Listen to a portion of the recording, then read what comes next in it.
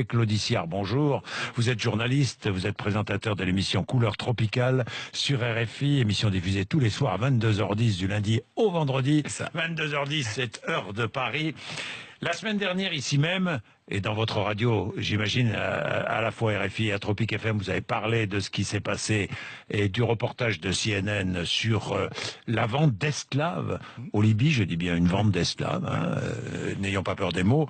On en a beaucoup parlé ici, j'en suis très très heureux. Rassemblement ce week-end à Paris. Oui. Beaucoup de monde, Oui. hein, Claude Issiard, et une colère qui monte, qui grandit. Une colère qui fait écho justement, vous savez, ces populations afro de France et toutes les femmes et les hommes épris de justice. Cette colère, elle s'explique aussi par la condition de certains dans notre pays, de discrimination. Et cet épisode-là d'esclavage, alors certains emploient la terminologie d'esclavage moderne, sont deux mots qui ne vont pas ensemble. L'esclavage n'a rien de moderne. Oui, oui, c'est l'esclavage, c'est l'esclavage. Exactement, exactement. Et donc, effectivement, cette colère s'est exprimée. Pourquoi ? Et je voudrais juste dire tout d'abord ici que ce n'est pas un combat de noirs contre blancs, de noirs contre arabes.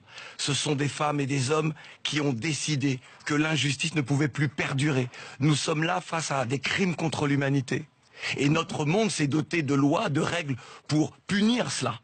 Et l'Union européenne, en soutenant le gouvernement de M. Al-Sarraj, en finançant dès les accords signés le 3 février 2017, accordant des subventions supplémentaires, 200 millions d'euros, afin d'enrayer ce flux donc de migrants, eh bien, a signé, j'ai envie de dire, et je pense ne pas être excessif, mais l'arrêt de mort de certains de ces jeunes. Oui, en Libye, on vend nos jeunes, c'est ce que vous dites. Les États africains ferment les yeux, ne font absolument rien pour cette jeunesse. Vous dites, moi, je suis descendant d'esclaves, j'ai la haine. Personne ne dit rien. Les dirigeants ne disent rien, les footballeurs ne disent rien, les journalistes ne disent rien.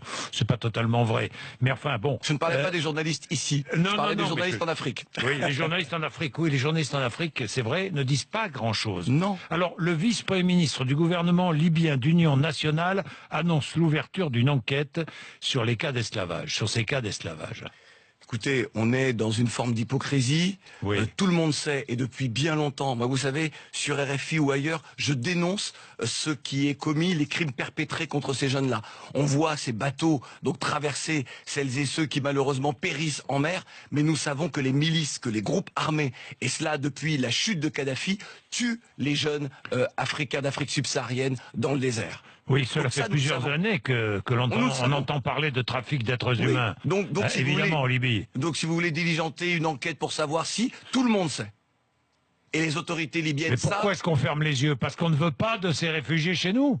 Est-ce que certains... Oui, je pose franchement la question et directement. Oui, mais parce que tout simplement, on est là encore au cœur du racisme. Au cœur d'une forme de racisme qui ne dit pas son nom, mais qui est réel. On ne veut pas de ces, pardonnez-moi l'expression, de ces jeunes nègres chez nous. On n'en veut pas.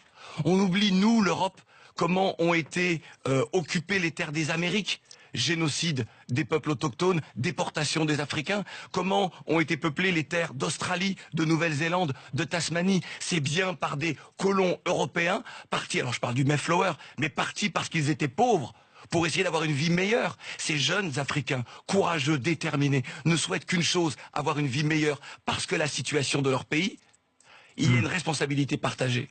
Il y a ces matières premières qui sont exploitées par l'Occident en général. Il y a ces systèmes politiques qui sont encouragés, pour ne pas dire fabriqués, par nos puissances, par l'Europe en particulier. Il y a ces régimes africains qui ne font rien, ou pas suffisamment, dans tous les cas, peut-être pas tous, pas suffisamment pour retenir les jeunes dans leur pays. J'ai envie de dire rien. Lorsque vous avez autant de jeunes qui partent, c'est bien parce qu'il y a une raison. Regardez, il y a cette grande expression depuis quelques années, on dit l'Afrique est un continent d'avenir. Un continent d'avenir pour qui? Apparemment pas pour cette jeunesse-là. Puisqu'elle souhaite partir vers cet Eldorado européen, puisque la France le baigne tous ces pays-là de francophonie, de droits de l'homme, de pays des Lumières.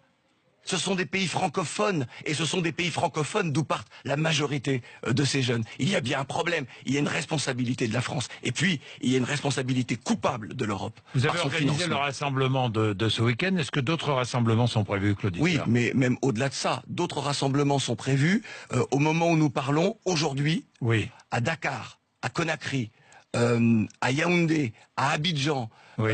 des rassemblements seront organisés afin justement, enfin, que cette jeunesse africaine puisse s'exprimer. Et puis, nous n'excluons pas, nous, d'aller devant les instances judiciaires internationales.